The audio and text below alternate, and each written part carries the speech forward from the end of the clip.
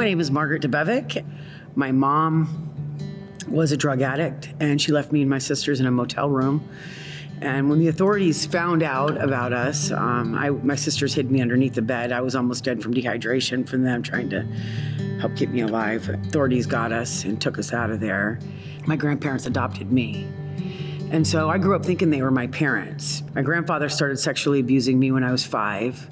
My grandmother was an amazing woman of God. She was a Catholic woman, but she was a seeker of the Lord. And anything that good I learned from her. She died when I was 9, and I hit the streets at 11 years old. They claimed me an unruly child and made me a ward of the state. And when they stamped the unruly child over top of my head, I just said, okay, I'll be unruly.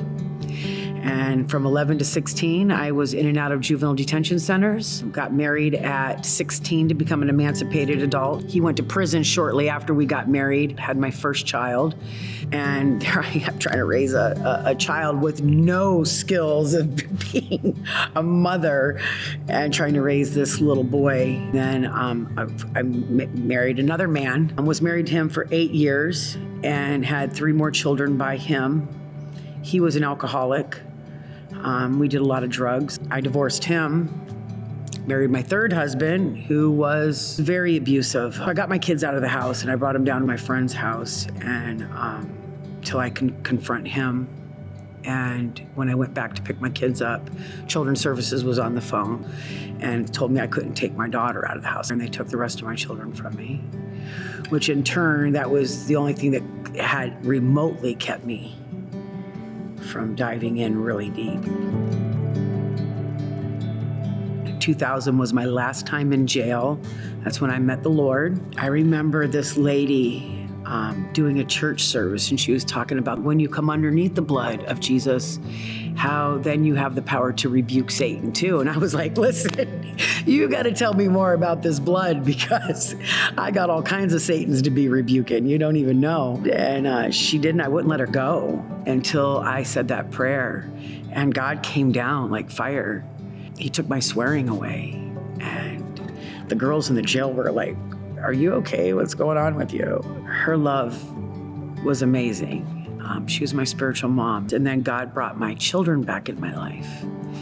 And that was an amazing thing. And I remember flying into Cleveland, and my daughter, Marianne, she was 18 years old. And she came bouncing in there with her smile so big. This is a big part of my story, because my daughter died in 2020. I relapsed, and that relapse happened for 4 years until I got on my face. And I said, I can't do this anymore. Lord, help me. And he was right there. He opened up for me to do a restoration, for me to get restored at Teen Challenge. The first thing he revealed to me is, Margaret, you have to lay down the blanket of grief. Because I was carrying it around thinking that it was going to keep me and her connected. And I felt like if I laid it down, I was going to lose that. And he was like, no, you're not. You'll never forget about her. But you need to lay it down because it's hindering you.